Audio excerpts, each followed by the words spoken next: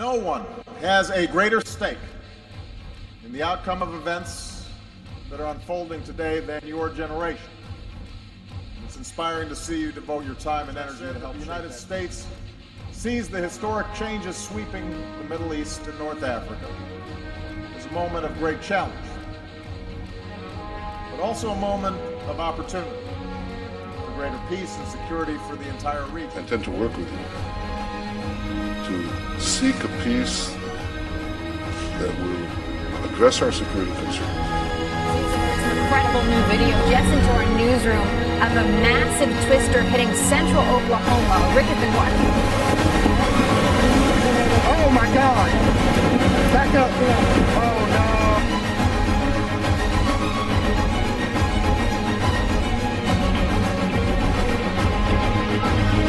Hey!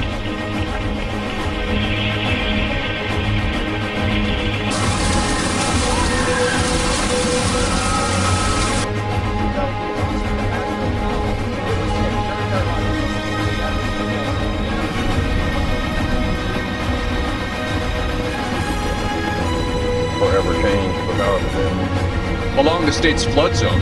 Here, he and his crew were on the ground in central Oklahoma. He is also a severe storms researcher. Tim, welcome.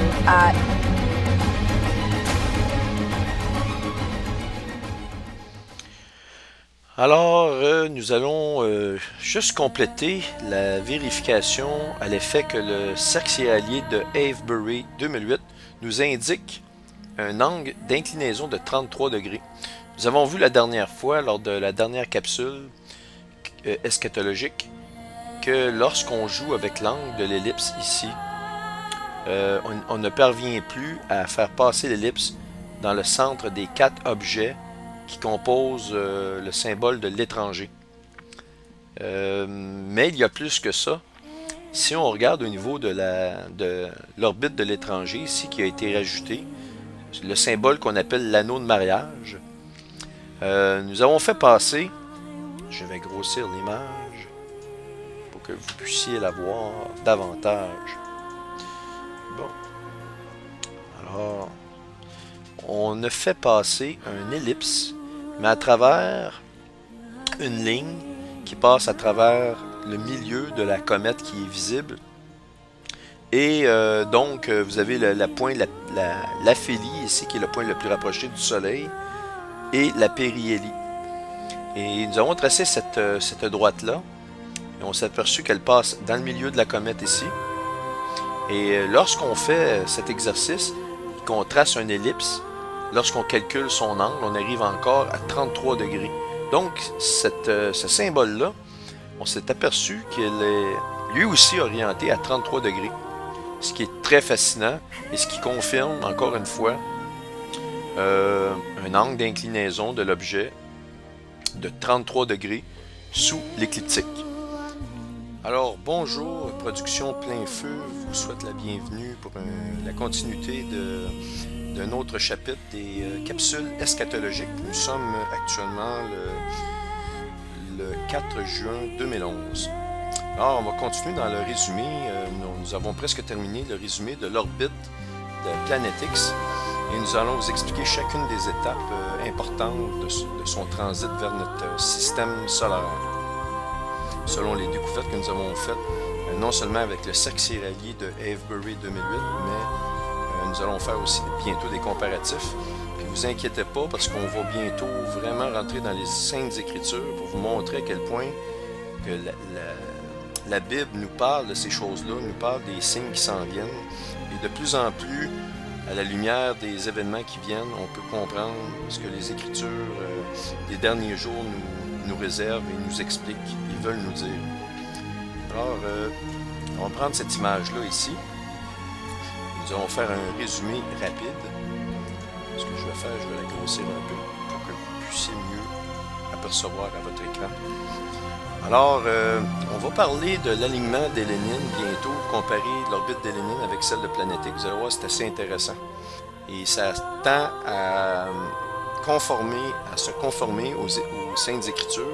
En fait, la Bible a 100% de moyenne au niveau des prophéties.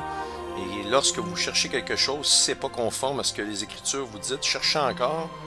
Vous allez voir qu'éventuellement, avec de vraies informations, vous allez vous conformer à la Bible parce que vraiment, les prophéties bibliques sont vraiment d'une perfection incroyable. Alors ici, la Lénine va s'aligner avec la Terre le 27 septembre 2011. À ce moment-là, aux alentours de la fin du mois de septembre, nous attendons à ce que Planète X soit environ toujours dans la balance, mais en transit vers la Vierge, très très proche. Ici, vous avez la ligne de continuité qui délimite la Vierge de la balance. Planète X serait en quelque part ici, et elle va faire toute cette route-là de ici, de la balance, jusqu'au point où ce qu'elle va traverser l'écliptique, c'est-à-dire l'extrémité entre la Vierge et le Lion. Et ici, on se retrouve au fin décembre 2012. Donc, du mois de septembre 2011 à la fin décembre 2012, Planète X va avoir traversé cette distance-là et est toujours en constante, très forte accélération au fur et à mesure qu'elle s'approche du Soleil. Donc, en balance, au mois de septembre cette année, fin 2012, elle traverse l'écliptique pour éventuellement se rendre à sa périhélie qui se situe dans le milieu du Taureau, à l'opposé complète de l'endroit où elle vient, c'est-à-dire du milieu du Scorpion. Ici, on s'attend à ce qu'elle soit à sa périhélie, au point le plus proche du Soleil, environ dans le mois de mai 2013. Donc, ça prendrait 5 mois pour atteindre cette distance-là. On va vous donner bientôt des comparatifs de vitesse pour vous montrer que ça, c'est absolument possible. Et donc, elle va continuer son transit ici, jusqu'à temps qu'elle se retraverse l'écliptique dans le Poisson, proche du Verseau, vraiment dans cette région-là ici.